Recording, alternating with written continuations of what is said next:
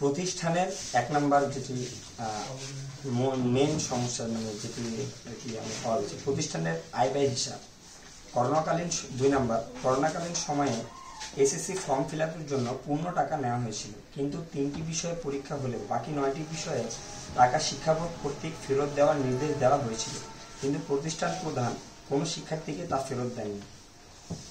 3 number, Saleha Majumdar ও সাদুজ্জামান চৌধুরী ট্রাস্টের 4 লক্ষ টাকা আত্মসাৎ করে, যা গরিব ও দুস্থ শিক্ষার্থীদের জন্য বরাদ্দ ছিল।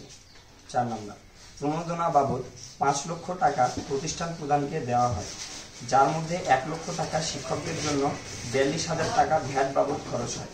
বাকি 3,58,000 টাকা প্রতিষ্ঠানের লাইব্রেরি উন্নয়ন এবং প্রতিষ্ঠানের প্রতিবন্ধী শিক্ষার্থীদের জন্য বরাদ্দ ছিল, সেই টাকা গভর্নমেন্ট পরিলক্ষিত হয়। 5 নাম্বার, পরিত্যক্ত ভবন সংস্কারকরণের জন্য 30 লক্ষ টাকা বাজেট এনে দেন ইঞ্জিনিয়ার মোহাম্মদ কবির এবং তিনি পেছনের 4তলা ভোকেশনাল ভবনের বাজেটও এনে দেন। তার নির্দেশ মোতাবেক কাজ না হয় প্রতিষ্ঠানের প্রধান শিক্ষক মোহাম্মদ গোলাম মোস্তফা কামালের সঙ্গে তার কথা কাটাকাটি হয়। সে একজন স্কুলের প্রধান শিক্ষক হয়েও সে কিভাবে কন্ট্রাক্টরি করতে পারে এই বিষয়টি আমাদের জানার ছিল।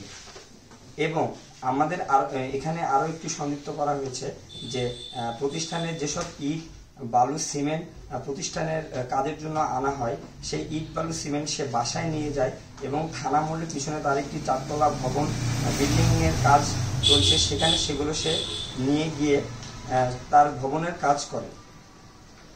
গ্যারেজ বাবদ উপজেলা 6 নাম্বার, গ্যারেজ বাবদ উপজেলা পরিষদ হইতে আনুমানিক 2,30,000 টাকার গড়মিল। 7 নাম্বার, উন্নয়ন ফি বাবদ বছরে শিক্ষার্থীদের থেকে 700 টাকা নেওয়া হলেও প্রতিষ্ঠানের কোনো উন্নয়নে সেই অর্থ ব্যবহার হয়েছে তার পূর্ণাঙ্গ হিসাব চায়। 8 নাম্বার, সরকার কর্তৃক টিউশন ফি এর অতিরিক্ত অর্থ কোন কাজে ব্যবহৃত হয় তার পূর্ণাঙ্গ হিসাব চায়।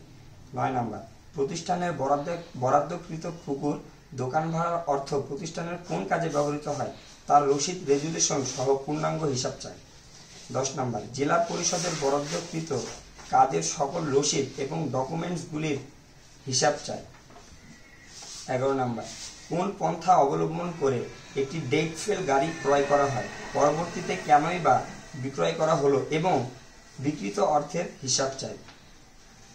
12 নাম্বার, ভোকেশনাল বিভাগের ব্যবহৃত অর্থ বিতরণ করা হয়নি, যা প্রতিষ্ঠানের এক্সটার্নাল এবং ইন্টারনাল শিক্ষকদের প্রাপ্য। 13 নাম্বার, ফর্ম পূরণ বাবদ বোর্ড থেকে নির্দেশিত অর্থের থেকে অতিরিক্ত অর্থ শিক্ষার্থীদের থেকে নেওয়া হয়, যার আনুমানিক বোর্ড থেকে নির্দেশিত অর্থের পরিমাণ 1400 থেকে 15 টাকা, কিন্তু প্রতিষ্ঠান প্রদান 2200 থেকে 2300 টাকা গ্রহণ করে। 14 নম্বর, সরকারি ম্যানুয়ালে স্কুলের প্রধান শিক্ষকের সর্বনিম্ন 2টি ক্লাস নেওয়ার নির্দেশ দেওয়া থাকলেও রুটিনে তার কোনো ক্লাস নেই। 15 নম্বর, রিয়াজুল স্যার হল ভোকেশনাল ডিপার্টমেন্টের শিক্ষক, কিন্তু কোন কারণবশত তাকে 8ম শ্রেণীর ক্লাস দেওয়া হয়।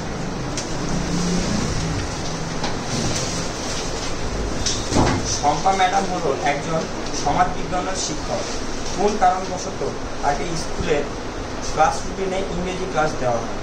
17 নম্বর, স্কুল সরকারিকরণের লক্ষ্যে শিক্ষকদের কাছ থেকে টাকা উত্তোলন করা হয়েছে, কিন্তু স্কুল এখন পর্যন্ত সরকারিকরণ হয়নি, সেই অর্থের পূর্ণাঙ্গ হিসাব চাই। 18 নম্বর, রাফিউল আলম, নুরে আলম এবং অমিত রায় ইউএনও ছাত্রদের সময়কালে আনুমানিক 230 জোড়া লোহার অ্যাঙ্গেল বেঞ্চের গভর্নমেন্ট পাওয়া যায়। 19 নম্বর, স্কুলের রিজার্ভ ফান্ডে 50,000 টাকা এবং কলেজের রিজার্ভ ফান্ডে 50,000 টাকা, সর্বমোট 1 লক্ষ টাকা জমা ছিল, তার পূর্ণাঙ্গ হিসাব ছিল।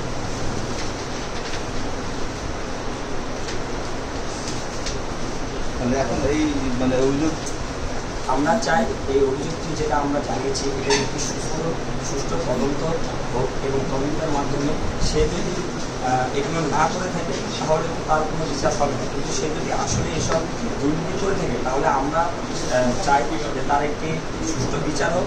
এবং আপনারা আমাদের দেশ ভাইরা আছে, আপনাদের কাছে আমাদের একটি অনুরোধ যে আমাদের যে আন্দোলন কোঠা আন্দোলন সময়কালে আপনারা যেভাবে আমাদের পাশে ছিলেন, আপনারা পরবর্তীতেও এখন পর্যন্ত আমাদের পাশে থাকবেন এবং আমাদের যে এই পয়েন্টগুলো আমরা আপনাদের কাছে উপস্থাপিত করলাম, সেগুলো যেন সারা বাংলাদেশের মানুষ দেখে এবং উপর পর্যায় পর্যন্ত যায়, জানে, যাতে সে দুর্নীতি থেকে বাঁচতে না পারে।